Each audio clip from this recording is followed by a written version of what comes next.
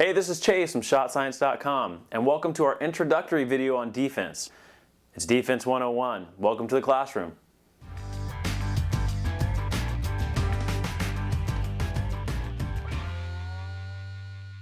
Now, when we talk about defense, it's important to start with a couple key elements. The first being the feet, because that's the foundation of our defensive stance. Now, a lot of coaches will teach a staggered defensive stance, where you have 1 foot forward and 1 foot back.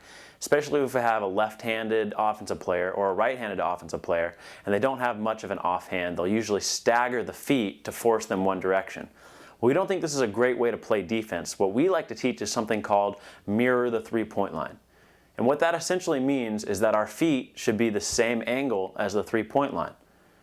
Now, with that foot positioning where we're mirroring the three-point line, we're squared up to the defender so that they don't have an advantage going one way or the other.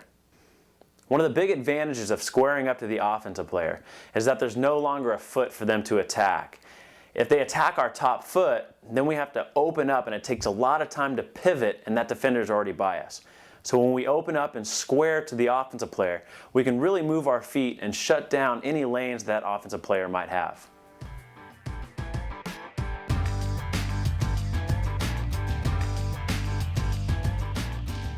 The second important element about a basic defensive stance is where we're centered on the offensive player. So a lot of coaches teach that you want to be squared up with the offensive player's center line. We disagree. We think that we should be squared up with the shoulder of the ball side. So if the offensive player is holding the ball in the right hand, we want to be squared up over their right shoulder. Because if the ball is in the right hand, they're only going to drive right. They're not going to drive back to their left. And we'll get into more of why that's the case later in the video. Now, with our center line squared up with the shoulder of the ball side of the offensive player, we give us an extra step to where they're likely to drive.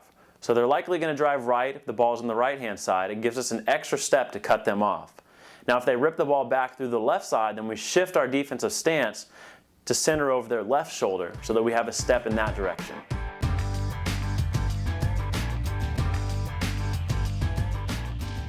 Another crucial element to the defensive stance is the stance itself, or our posture. Now, a lot of coaches teach to get low, and you've probably heard that before. You do want to get low so that you have a low center of gravity and you can move quickly to get back in front of the defender. So how do we get to this position? Well, first we have to have bent knees. We have to sit down in the chair and drop our butt down to the floor. And then we want to make sure that our back is straight in a neutral spine. So we can't have our back bent too far forward. We can't have our back arched too far back. So we want to make sure we have that nice, straight, neutral spine. Now, that neutral spine and bent knee position where we're sitting down in a chair will give us a great position to move quickly and stay low compared to the offensive player.